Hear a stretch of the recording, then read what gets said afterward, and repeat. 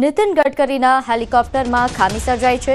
ક્ષતિના કારણે રોલાના હેલિપેડ પર તેમનું હેલિકોપ્ટર અટક્યું। હેલિકોપ્ટરનું ટેક ઓફ કરવા પહેલા જ ક્ષતિ જણાઈ આવી હતી। હાલ ટેક ઓફ કરવાનું કાર્ય અટક્યું છે।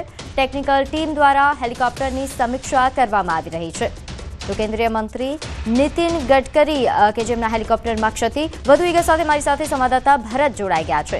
ભરત, જે આ ટેકનિકલ ખામીના સમાચાર મળી રહ્યા છે, કેન્દ્રીય મંત્રીના હેલિકોપ્ટરમાં વધુ અપડેટ જણાવશો? બિલકુલ છે।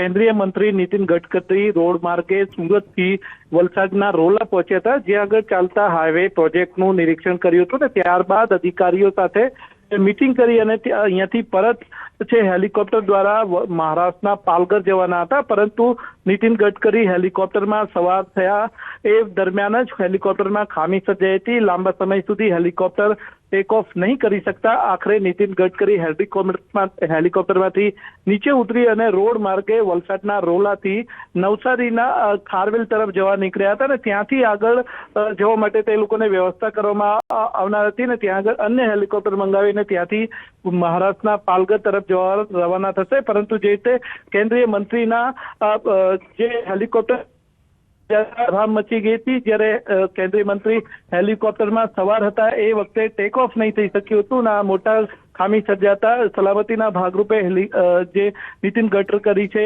એ હેલિકોપ્ટરમાંથી નીચે ઉતરીને ત્યારબાદ રોડ માર્ગે નવસારીના ખારવેલ ગયા હતા ને ત્યાંથી આગળનો પ્રવાસ કરશે।